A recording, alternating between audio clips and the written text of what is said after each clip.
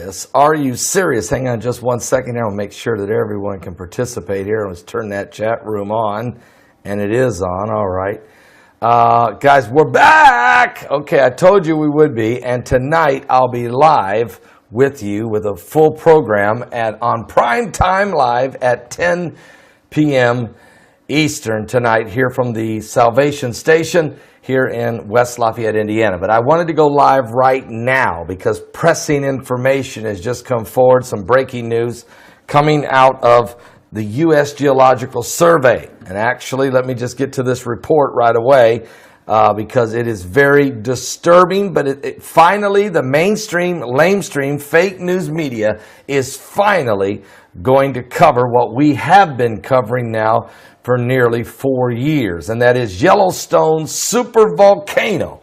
A map has been released by the U.S. Geological Survey that shows that the ground deformation around the caldera over the last 2 years is taking place drastically. It continues to rise and deform the surface around the supervolcano in Yellowstone National Park. Matter of fact, a map shows how the ground, and I put it in my thumbnail, how the ground around Yellowstone supervolcano has deformed over the last 2 years and has been released by the U.S. Geological Survey. The map by USGS geophysicist Chuck Wicks shows movement around the caldera between 2015 and 2017. What? And he says using a radar images of the Earth's surface collected from orbiting satellites. Matter of fact, in this time, the ground around the Norris Geyser Basin rose by just under 3 inches, while there was a downdropping, on the Earth within Yellowstone's caldera. And in the map, the rings of color show where the ground elevation has changed. So, with this in mind, it means that the magma, the lava, the molten lava is moving and rotating, but pressure is building at the same time. And with this taking place, the uplift and subsequence is usually interpreted as due to addition or withdrawal of the deep magma, the magma and related gases and water even at depths of 5 to 15 kilometers, or somewhere between 3 and 9 miles beneath the ground surface.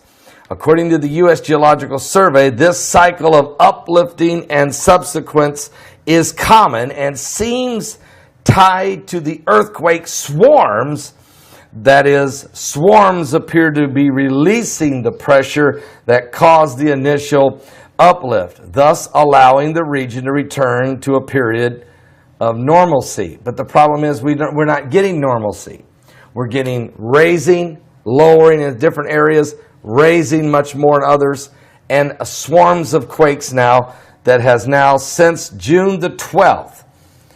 There has been, during a period of time from June the 12th of this year to August the 3rd of this year, there has been 1,562 earthquakes that have taken place right there at the Yellowstone supervolcano. What?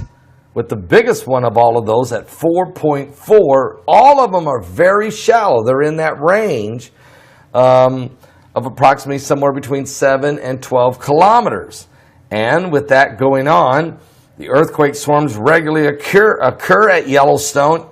And Jamie Farrell, a research professor at the University of Utah, which monitors the volcanic activity at the site, said, quote, on average, Yellowstone sees around 1,500 to 2,000 earthquakes a year, which is still a ton.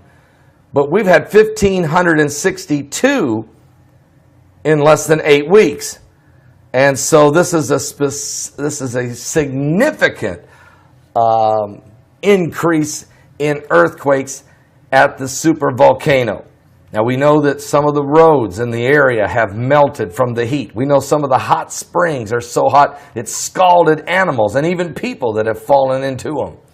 We know that herds of animals have been seen fleeing the Yellowstone National Park over the same 2-year time period. And we've covered all of that. But mainstream, lamestream media has had a reluctancy to even bring this to the table. It's about time. And it's because U.S. Geological Survey is saying, look, we got to tell people what's going on. Understanding that the ground deformation around volcanoes is important for getting an idea of what's happening beneath the surface. Major changes to the ground surface over time, such as swelling and sinking or cracking, can provide a warning that the volcano's behavior is changing, potentially indicating it's about to erupt. What? Yellowstone, are you about ready to blow? Well, changes to Yellowstone's surface could be considered normal at the current map, but that would be over a longer period of time, not in this short window of the last 8 weeks. And of course, even the short window of 2 years is quite significant. So what we've seen is a drastic change in the supervolcano behavior over the last 2 years, and a acute readjustment now, a very acute situation developing at Yellowstone National Park at the supervolcano there in Montana. So we're going to continue to monitor it, keep our eyes open. We'll talk about it tonight during tonight's prime time live at 10 p.m. You don't want to be late. It will be a powerful broadcast. We'll be live right here in the studios of the Salvation Station, West Lafayette, Indiana. I'll see you guys. Are you serious? Are you listening to what I'm telling you? It's been a drastic change over the last 2 years, and it's an acute situation now in the last 2 months. What does this all mean? We'll try to get more information for you. And we'll be a lot more proactive telling it to you than mainstream, lamestream media. We probably won't hear from them again for another 4 years. That's if we have another 4 years. Just like one of the experts gave a speech down in Fort Lauderdale, Florida, a few weeks ago. I was there in attendance listening to his presentation. He had worked for Jacques Cousteau, and he's been involved in sea level rises around the globe, and his words were about supervolcano at Yellowstone. It's not a question of if it's going to blow, it's a question of when. And he said, we don't know if it's in 200 years or 200 days, but it's certainly alive. I'll be back with more, guys. Are you serious?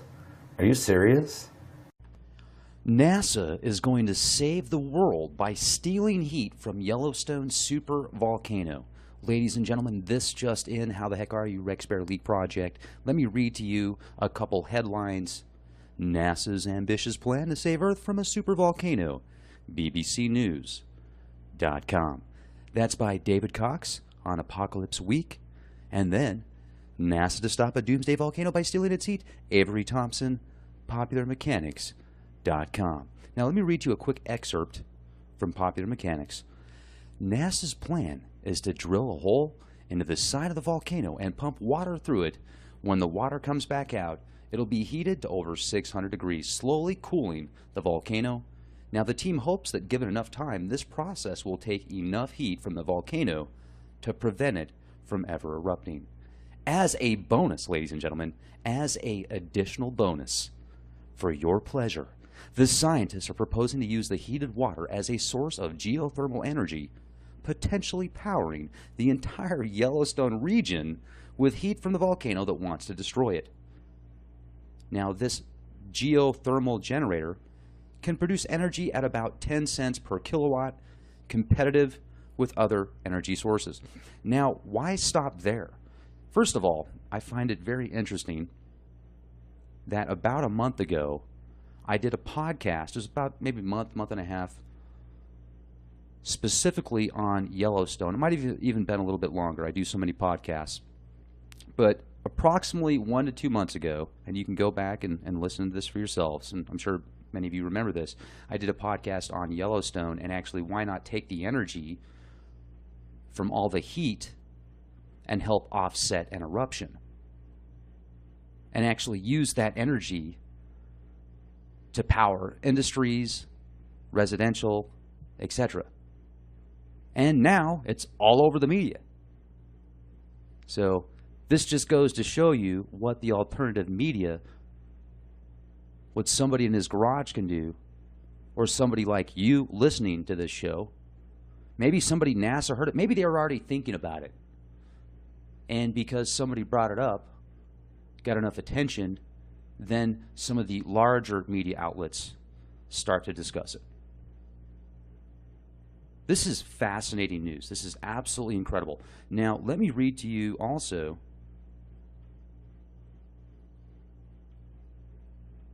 an excerpt from BBC.com, NASA's ambitious plan to save Earth from a supervolcano. This is Brian Wilcox. I was a member of the NASA Advisory Council on Planetary Defense, which studied ways for NASA to defend the planet from asteroids and comets. Brian Wilcox is from NASA's Jet Propulsion Laboratory at the California Institute of Technology. He says, I came to the conclusion during that study that the supervolcano threat is substantially greater than the asteroid or comet threat. Did I not say take that energy, and that would make virtually all other energy sources right now that are being used to power houses, like nuclear energy. Let's put a plutonium reactor in something with a 40-year shelf life and steam water to produce energy. We know there's more there's more scenarios. They're not building nuclear reactors on fault lines to power homes. I mean, that's a byproduct. This is military tech. All that spent fuel that's sitting in plastic containers sometimes with cat litter over it. That's for future applications. There's a reason they don't, I don't want to use the term decommission, that's the wrong term. There's a specific method where this radioactive waste can be transformed to not be radioactive anymore, not harmful. They don't want that. This is like reserves for these defense industries and contractors to go dip in to build weapons of mass destruction. When you read about the billions and billions and billions of dollars of cleanup costs from nuclear reactors that go into meltdown, you start to question the status quo of the nuclear reactors being there just to power people's refrigerators, basically. Now, if you put any credit into some of these incredible remote viewers like Dick Allgaier, Daz Smith, I like both those guys. I've interviewed them both. They remote viewed Atlantis under controlled remote viewing applications. And the destruction of Atlantis was drilling into the Earth for energy. Were they doing it to offset a volcano, or were they doing it to be gluttonous power mongers? I don't know. So certainly, if they're going to drill a huge hole into the magma chambers out there by the Yellowstone supervolcano and pull out its heat, then they could build entire infrastructures based on that specific area. How cool would that be? Transforming a ticking time bomb that could wipe out the entire planet into something that could power the planet without having to build additional nuclear reactors and pull petroleum from the ground, the blood of the planet. Makes sense to me. I think it's brilliant.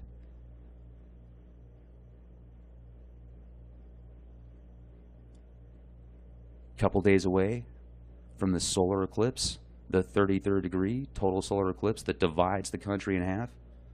I'm going to do my best to share that with you guys live if I can get an internet connection. I've got a special filter that I can put the camera behind to record this without any issues. Also, remember, tomorrow, actually today, is Bless the Water Day. So Go outside, put your feet in some water, in a lake, or in the tub, go to the ocean, go do something nice. Pour a glass of water, put good energy into this. It's going to be good energy day, the day before the total solar eclipse. Go out into your backyard with no shoes on, no socks on. Give the tree a hug. As silly as that sounds, give the tree a hug. Be a tree hugger for a minute, why not? Plant a tree. Plant a flower or some type of crop. Do something good for the environment. And also, I'm going to talk about this when I get back, when I have more time, maybe tomorrow as well. There is so much going on right now before this total solar eclipse as far as politically. Not only in the administration, but also with these riots and these race baiters. These institutions that are anti-America, anti-old school values, anti-Christian, anti-white, anti-pro-life, anti-American,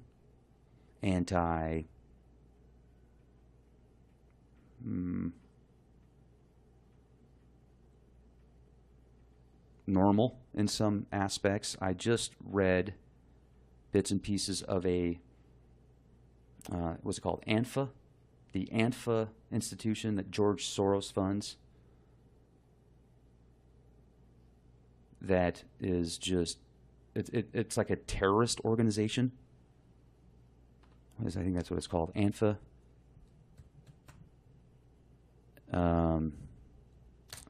Was a place called Evergreen College.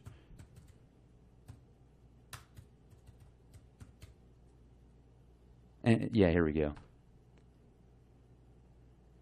So there was a pamphlet that was discovered there. I think I spelled that wrong. There we go. It's been a long day. So this pamphlet was discovered there of Antifa, and these guys are straight up terrorists. And because they're funded by George Soros, and some of them are provocateurs, they can get away with it. Could you imagine what would happen if somebody that was Christian or somebody that was, I don't know, like, how do I put this? Even I am attempting to be as politically correct as possible now, just because of all these psychopaths out there that if you have an opinion that history shouldn't be changed and altered, then you're considered a racist. It's insanity. Well, read through this pamphlet that was discovered at Evergreen College that talks about what these Antifa thugs actually do. They attack free speech. They pull grandma with a U.S. flag around like she's a rag doll. They talk about how they want to bring people in from overseas that have drug problems, and they want to give them as many drugs as they need to be happy. And if you are somebody that doesn't have a whole bunch of pigmentation in your skin, then you're a fascist. Yeah, if you weren't born with darker colored skin, then you're a fascist, racist pig. And they want it to be a completely different country within 100 years. They want to completely destroy America within 100 years. And these guys are getting away with, just what they're getting away with, terrorist acts. They're getting away with it. And it's okay for them. How does that work? You guys know I don't care if you're gay or black or Hispanic or white or green or purple or yellow or orange or orangutanian or giraffian or dolphinian or whatever. I don't care. It's who you are as a person. And look at what these psychopaths are doing. I'm telling you, just look at some of these. I'm not telling you, I'm asking you guys, do some of the research into these pamphlets and what this Antifa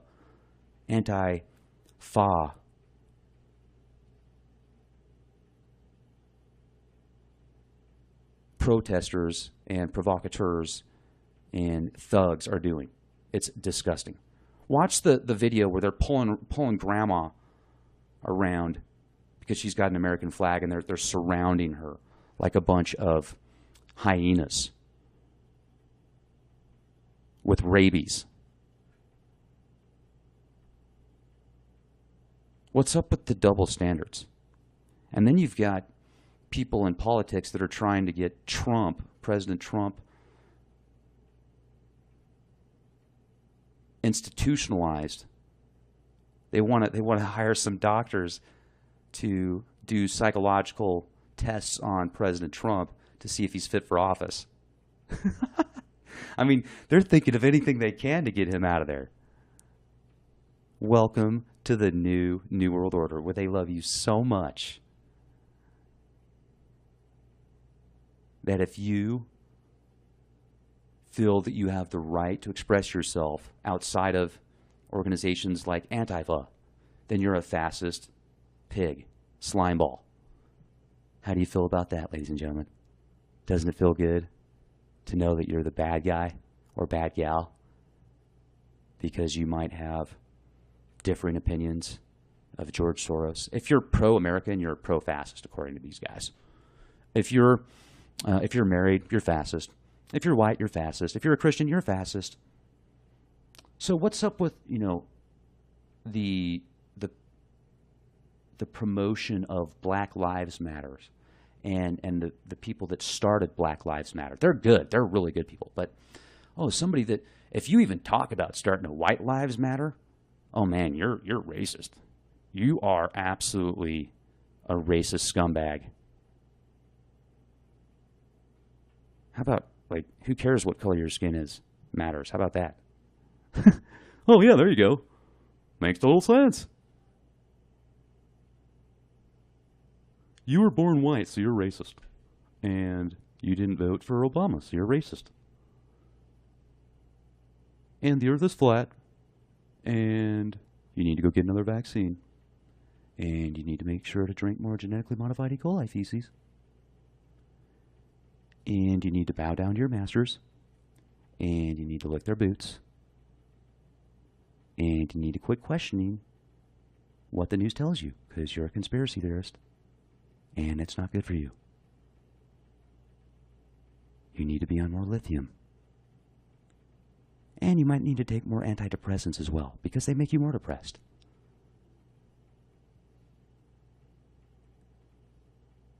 Make sure that every 6 months you get your flu vaccine.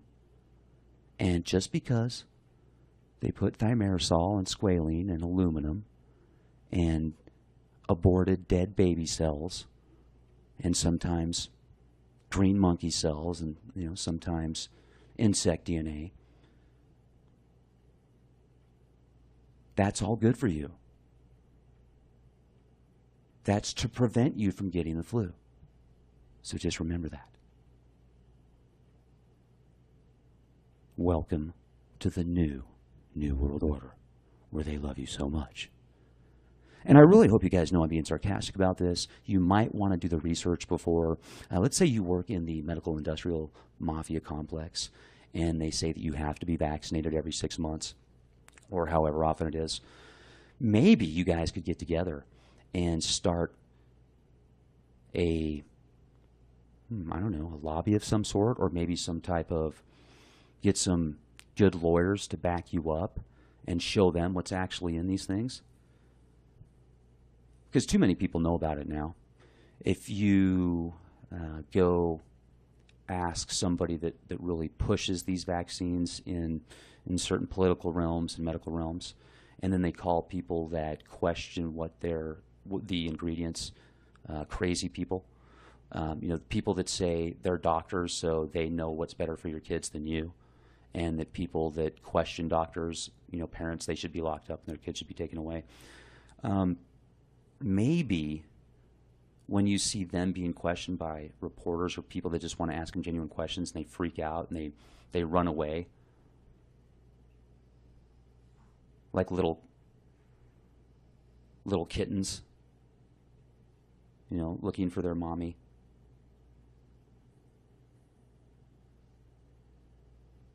How do people not see this? How do people not get it, ladies and gentlemen? at a complete, it's a complete mind warp, is it not?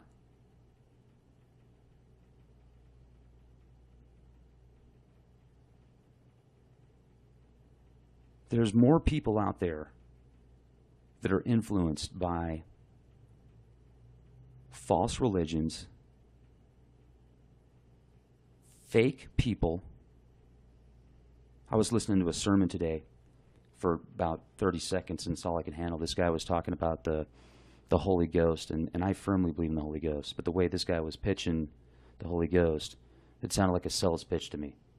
It sounded like somebody was selling something. It didn't sound like it was from the heart. How many people out there at very high levels are pitching BS, what they don't believe? And how many genuine people that truly believe in what they are discussing with others, what do they have? You know, they're grassroots, they're digging in, they're working hard. Found out one of my ancestors was the first Baptist preacher in a specific country. I'm not going to say which one because then you'll know who he is. The first. And this country was controlled by Catholics at the time. So he was bringing in a different religion. And you guys know I'm not Baptist. I'm not even Christian. But I don't care what your religion is as long as you're a good person. I've said this a million times. He was preaching on the streets because that's what he believed in. People were coming to him on the streets. So how cool is that? They weren't going into some giant coliseum that it takes an hour to get there. People are going in their best clothes because they got to look good for Mary and John and Nancy and Jim and everybody else. You know, they got to keep up with those guys. And hey, if that's your thing, that's cool. But is that what Jesus would do anyway? And what's up with Jesus? Who is the real Jesus? That's what I want to know. Is it the Vatican version? Is it Yeshua? Is it Duzumet? Question everything, ladies and gentlemen. Thank you for listening to me rant. Be excellent to each other and be the change you want to see.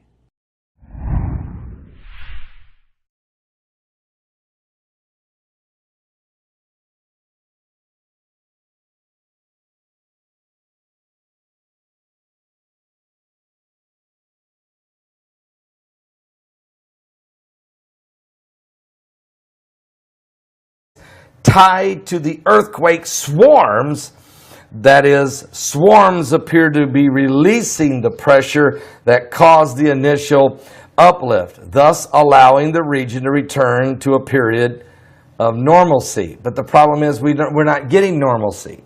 We're getting raising, lowering in different areas, raising much more in others, and swarms of quakes now that has now since June the 12th. There has been, during a period of time from June the 12th of this year to August the 3rd of this year, there has been 1,562 earthquakes that have taken place right there at the Yellowstone super volcano. What? Out of the U.S. Geological Survey. And actually, let me just get to this report right away. Because it is very disturbing, but it finally, the mainstream, lamestream, fake news media is finally going to cover what we have been covering now for nearly 4 years, and that is Yellowstone supervolcano. A map has been released by the U.S. Geological Survey that shows that the ground deformation around the caldera over the last 2 years is taking place drastically. It continues to rise and deform the surface around the supervolcano in Yellowstone National Park. Matter of fact, a map shows how the ground, and I put it in my thumb.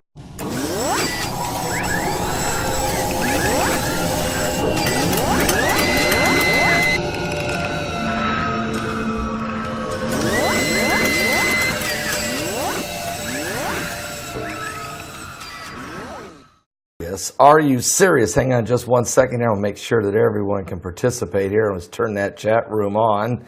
And it is on. All right. Guys, we're back. Okay, I told you we would be. And tonight I'll be live with you with a full program on Prime Time Live at 10 p.m. Eastern tonight here from the Salvation Station here in West Lafayette, Indiana. But I wanted to go live right now because pressing information has just come forward, some breaking news coming where the ground elevation has changed. So, with this in mind, it means that the magma, the lava, the molten lava is moving and rotating, but pressure is building at the same time. And with this taking place, the uplift and subsequence is usually interpreted as due to addition or withdrawal of the deep magma, the magma and related gases and water even at depths of 5 to 15 kilometers, okay, or somewhere between 3 and 9 miles beneath the ground surface.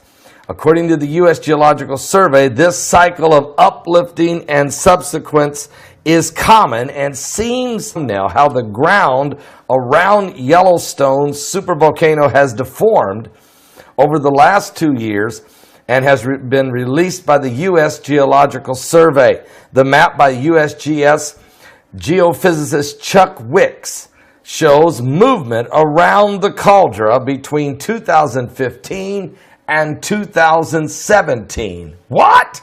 And he says using a radar images of the Earth's surface collected from orbiting satellites. Matter of fact, in this time, the ground around the Norris Geyser Basin rose by just under 3 inches, while there was a downdropping, okay, on the Earth within Yellowstone's caldera. And in the map, the rings of color show